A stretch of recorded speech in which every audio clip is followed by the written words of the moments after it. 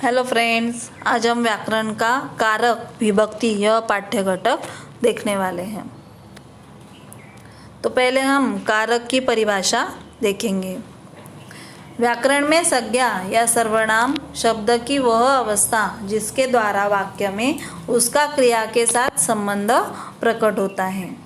और कारक यही इंगित करता है यानी हमें सूचित करता है कि वाक्य में संज्ञा या सर्वनाम का काम क्या है। वाक्य में प्रयुक्त संज्ञा सर्वनाम शब्दों के साथ क्रिया का संबंध कारक कहलाता है। जैसे देखो, पेड़ से पत्ते गिर रहे हैं, तो कहाँ से क्या गिर रहे हैं, यानी पेड़ से पत्ते गिर रहे हैं, यानी कहाँ से और क्या, यह हमें संबंध बताते हैं। इसी प्रकार हम कारक जब वाक्य में डालते हैं तो वाक्य को अर्थपूर्ण हो जाते हैं।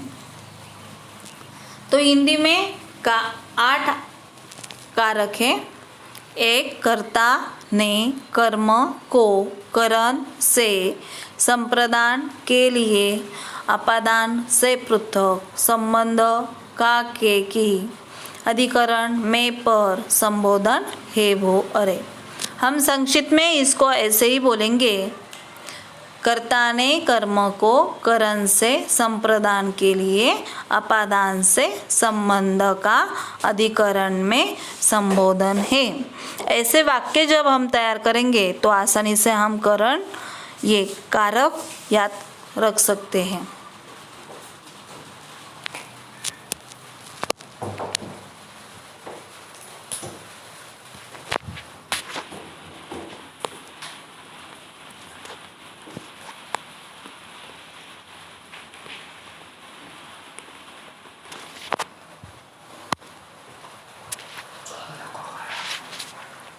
कर्ता कारक जिस रूप से क्रिया कार्य के करने वाले का बोध होता है वह कर्ता कारक कहलाता है।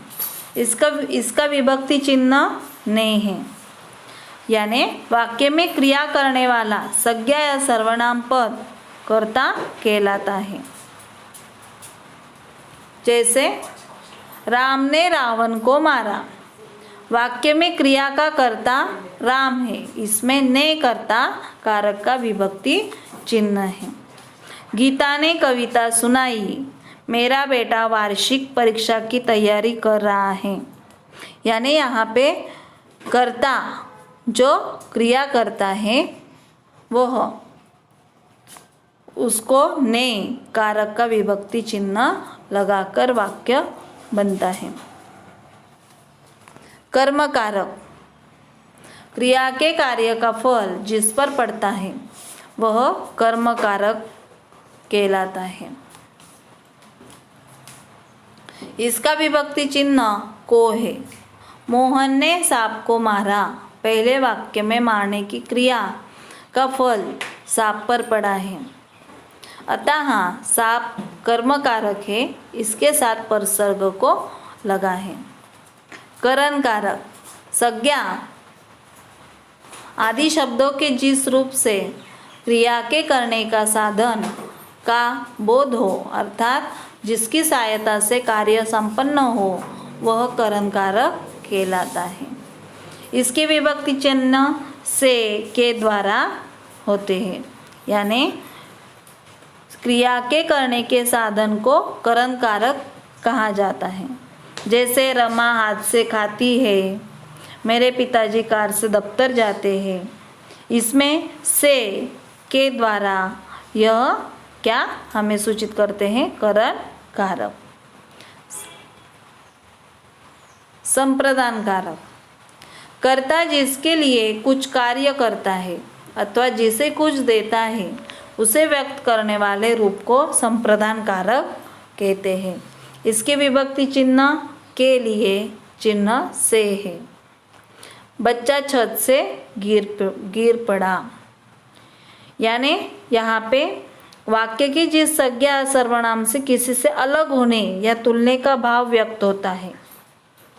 जैसे किसान खेतों से लौट आ रहे हैं, राधा गीता से होशियार है, राम ने मोहन से पैसे लाए, यहाँ पे अलग होने या तुलना का भाव बताया जाता है। संबंध कारक,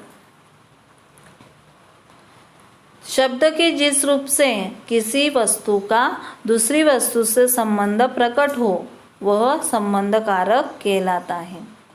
इसका विभक्ति चिन्ह है का, की, के, रा, रे, री है। उसका नाम सुरेश है, हमारी टीम जीत गई, यह राधे श्याम का बेटा है, यह कमला की गाय है। यानी गाय किसकी है? कमला की। यह बेटा किसका है? राधे श्याम का। यानी का, की से हमें संबंध प्रकट होता है। अधिकरण कारक, शब्द के जिस रूप से क्रिया के आधार का बोध हो उसे अधिकरण कारक कहते हैं। इसके विभक्ति चिन्ह में, पर है। जैसे भौरा फूलों पर मंडरा रहा है, कमरे में टीवी रखा है। इन दोनों वाक्यों में फूलों पर और कमरे में अधिकरण कारक है। ये हमें स्थान के बारे में बताते हैं। अब हम ऐसे भी बोलेंगे कि 2020 में अभी कोरोना बहुत तेज़ी से फैल गया है, तो यहाँ पे हमें समय का भी बोध होता है में से, तो वह भी अधिकरण कारक होता है। संबोधन कारक, जिससे किसी को बुलाने अथवा सचेत करने का भाव प्रकट हो उसे संबोधन कारक कहते हैं और संबोधन चिन्ह यहाँ पे लगाया जाता है। यानी इसका प्रयोग हम किसी को बुलाने या संबोधित करने के लिए करते हैं और इसके लिए अरे, हे, ओ भाई, भाइयों आदि शब्दों का हम प्रयोग करते हैं और किया जाता है। इसमें बहुवचन में संबोधित करते हुए अनुनासिक चिन्ह नहीं लगता, जैसे मित्रों, देवियों, माताओं, बहनों, है ना।